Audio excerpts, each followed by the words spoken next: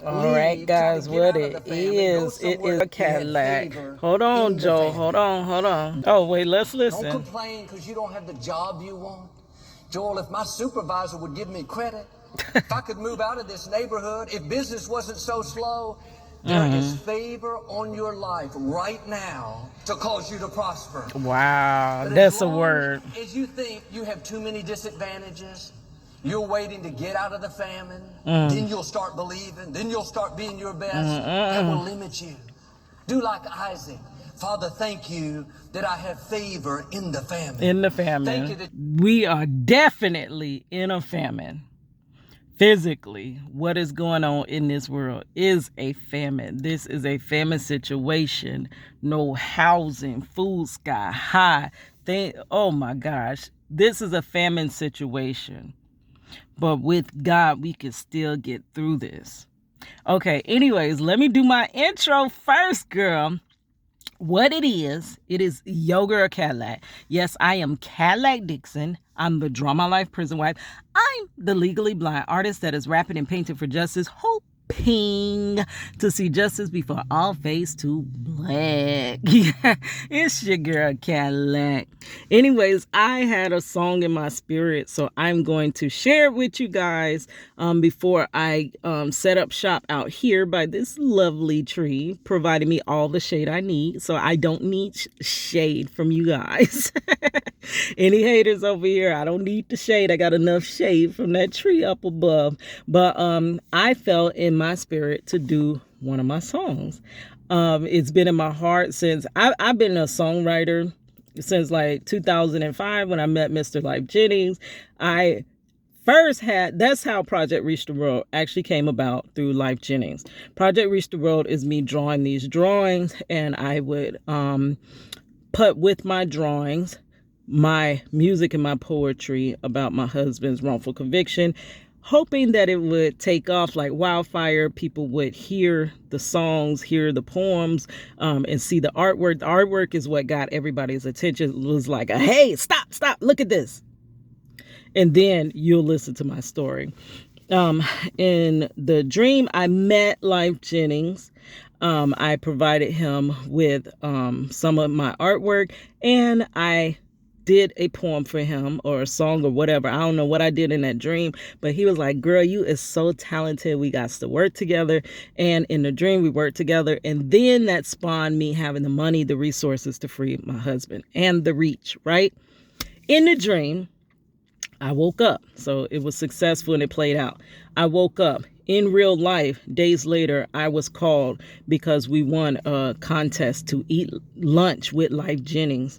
In real life, I did a poem for him called 1020 Life. I can cut that for you real quick after I tell this. But I did a poem for him called 1020 Life. That's the sentencing statute that was just rolled out when my husband, Marchello Jackson, was wrongfully convicted. And they had to promote that thing. You know, they had billboards everywhere. 1020 Life. Yes, and they meant it.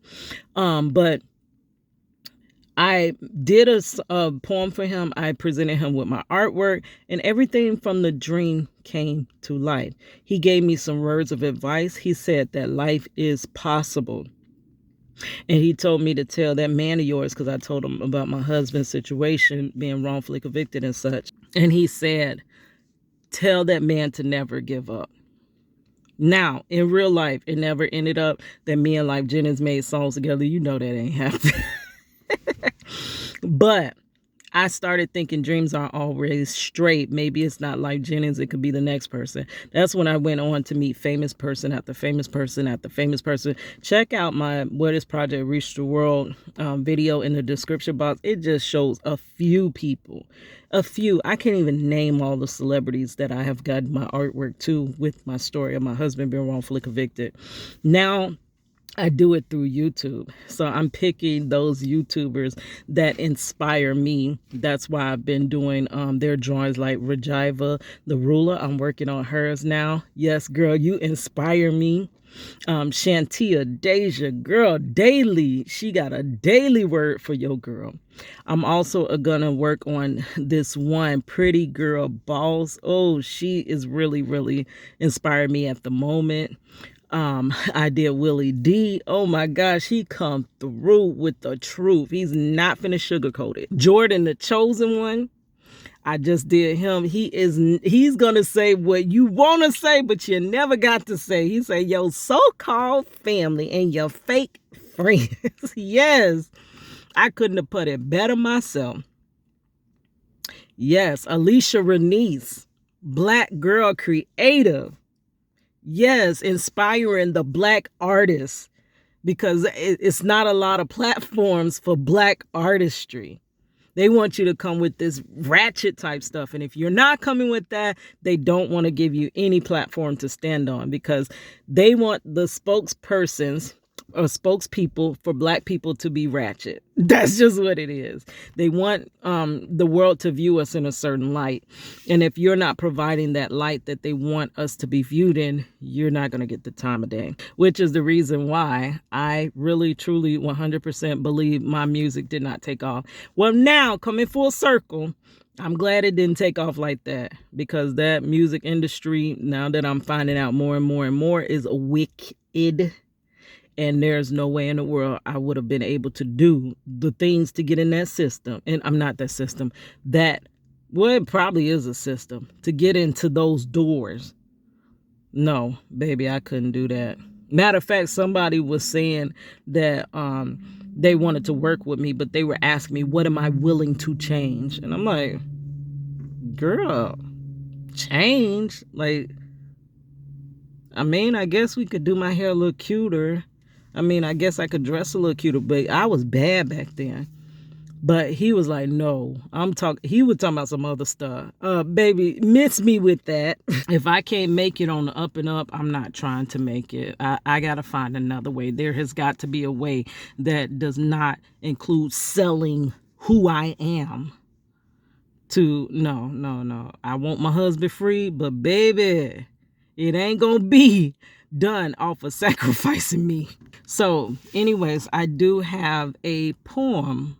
Well, it's really a rap that I wrote. I was back so after meeting Life Jennings, I started my own rap career. I tried to become a songwriter, but I could never find a soul to learn my music. I took it to several people, and it just never happened. It never manifested.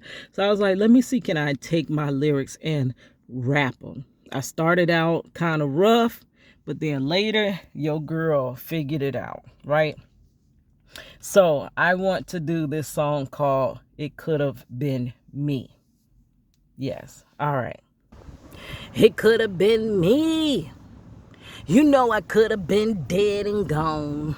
But Lord, you allowed me to breathe another day. And you allowed me to carry on. It could have been me. With no food to eat and no shoes upon my feet. And if it wasn't for your grace, then Lord, it would have been me. Every morning I gotta give God thanks for a new day. It's a lot of my homies that was here yesterday, they not here today. So I gotta be thankful. Thank God that I'm still here. No matter what situations I face, only thing that matters is I'm still here. I made it 40 plus years, and that's so much to thank God for. Cause it's a lot of folks out there, they may not make it past a 21. Because the popos is killing us, and on top of that, we keep killing ourselves. And if we don't end up dead, then we end up doing 20 to life in jail. Now that's another life wasted, another life gone down the drain. And you never know, that life, it could have had the cure to AIDS. We living in the last days, and if we're not, well, then we're really mighty close. Because nowadays seems like everything's alright, man. Anything goes. What if it were you, and you were up the road and gone? For some you didn't do, and it be decades for you get back home. Hey, what if it were you, and that was taken from your kids. And now they life you're missing. Your lucky stars, you better thank them. The gene in this wicked system, 'cause Lord knows that it could have been you. Hey, what if it were me? And I was up the road and gone. For some I didn't do, and it be decades before I get back home. Hey, what if it were me that was taken from a kid? Now her life, I missed it. My lucky stars, I'm gonna thank them. Now I ain't in this wicked system, 'cause Lord knows that it could have been me or you. Hiss your girl Cadillac. Yes, I had that song in my spirit. I've been singing that in my head since, like, it's an old song. I literally wrote that song back when I was 20 something, when I started rapping. And I had to, in one part, I say I made it 20 plus years. It started out saying I made it 20 plus years because I was a little bit older than 20. Then I had to start reciting it. I made it 30 plus years, and now your girl 40 plus. Now I have to recite it. I made it 40 plus years, and that's so much to thank God for, because it's a lot of folks out there that might not make it past 21. Yes, girl. It's been that long that I've been rapping. So I don't work on my raps too often. Because I kind of gave that life up, because I realized that was not the industry. Like, you literally have got to change everything about yourself. You can't have too many morals, values, or anything to succeed in that music business. And the thing is, I know they see, there's no way. If you came to Orlando, you knew who I was. You were not going to be able to ignore me. Number one, because I used to make these extravagant, huge hair pieces that caught everyone's attention. I did things before the celebrities were doing them. All that stuff that Nicki Minaj did, baby, before Nicki Minaj, it was Cadillac. It was Yo Girl Cadillac. Yes, in 2007/8. I was rocking a full head of green hair before her. And I personally think I inspired her to do it. And I'm going to tell you how. You can say, yeah, whatever. Oh, you just want to. No, baby, I inspired that. Let me tell you how. And also, a lot of these things in cosmetology, I inspired. I got my cosmetology certificate in 2003. Right? But then I had to, 2004, really, because I went to school in 2003. I graduated top of my class, passed state board. Anybody that went to hair school with me, baby, they used to gather around me, like a circular formation, trying to see what the heck I was doing, because I was always doing something new, fresh, innovative. And a lot of the things that I see out there in the industry are things that I started, and I know I started that stuff. Right? But because of my disabilities, I wasn't able to continue on in it, right? But later, when I started rapping, I started making these crazy, wild hair pieces. And I remember going to a Drake concert one time, and I had this crazy, wild Drake hairdo, and it had CDs in it, and it had Drake on it. And Drake's people that came out with the little pass on their chest, they came out and they was like, oh my goodness, can I take a picture of your hair? This is crazy. Like, everybody would gather around and take a picture. You see me out that whole crowd. And Drake's people came down and asked to take a picture of my hair. I had the green hair, the full green hair, but I had CDs adorned in it, and it was so crazy and wild. And you could not ignore me, even if you wanted to, girl. You could not ignore me. And soon after that picture, who knows where that picture ended up? Soon after that, when Nicki Minaj first came out, that girl was rocking black bobs. All the time, black bobs. After that concert, I promise you, I was working at the Super Center. And there's this one hair magazine. I still got it. I don't know if it was a hair magazine or if it was like Word Up or whatever. I took pictures of it. I seen it on the show when they put it on the show. And I looked at this thing and I'm like, I'm literally looking like somebody done took my identity. I've had my identity stolen in real life, but I'm like, this is freaking me. Everywhere. All of this is me. Every picture that Nicki Minaj had with them different hairstyles, I promise you, you probably think I'm lying, but on my Facebook, the stuff is time stamped where I wore those styles before she did. Yes, the full green bob. Yes, the full what was it, purple and white stripe. It was like every single thing that I had did, the same thing she had did. Of course, you know, you had to change it a little bit, and I was inspired to do that by Lil Kim. Lil Kim did it first, right? And Nicki Minaj actually stole Lil Kim's identity, but she want to say she didn't. But I was aware that Lil Kim did it, so I knew I had to do it differently. I knew that. It can't be the exact same. You can be inspired by somebody, but it is not cool to take their style at all, right?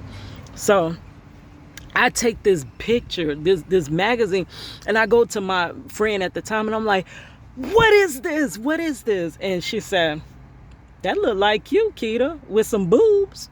And I'm like, yes! Why is this freaking girl here with my whole style? Like, for real, y'all think I'm lying. You could think I'm lying. That's cool. I got proof. Timestamp. Go back and research when Nicki Minaj started those crazy, wild styles. And what was so crazy, they did catch everybody's attention. That's what made Nicki Minaj who she is, basically, that crazy style.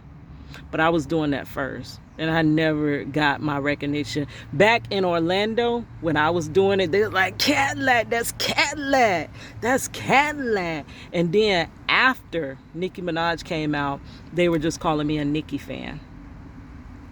Girl, that's the biggest diss to me. I've never been a Nicki Minaj fan. So now you calling me so.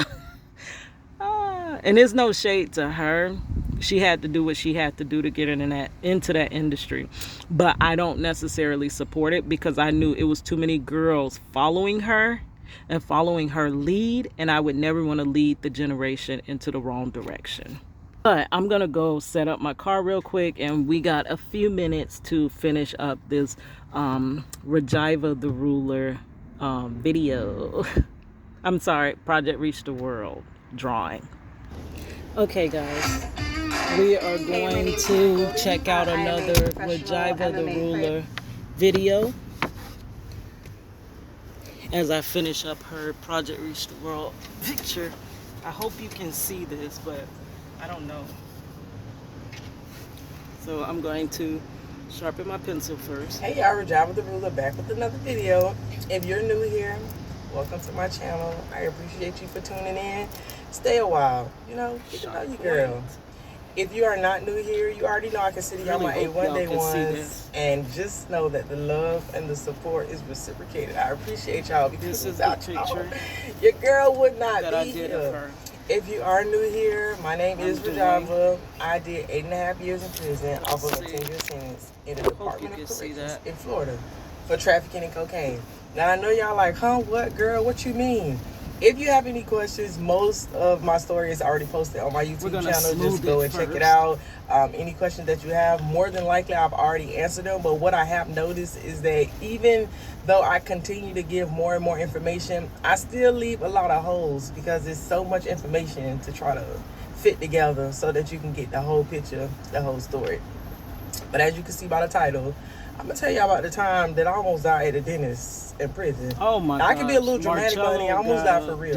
Okay? So I don't know if I have like some type of condition because I never really looked into it. But I remember as a child, when I used to go to the dentist, I used to have to take antibiotics before I went. I don't know why I was a kid. I was just drinking the nasty medicine because my mama told me to, right?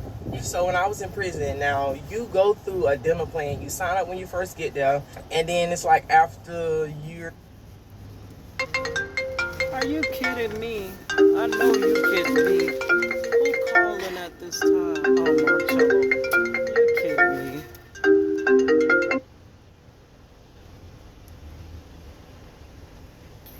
If it was anybody else. Department of Corrections Institution. To accept this call, press 0. To refuse this call, your current balance is $34.76.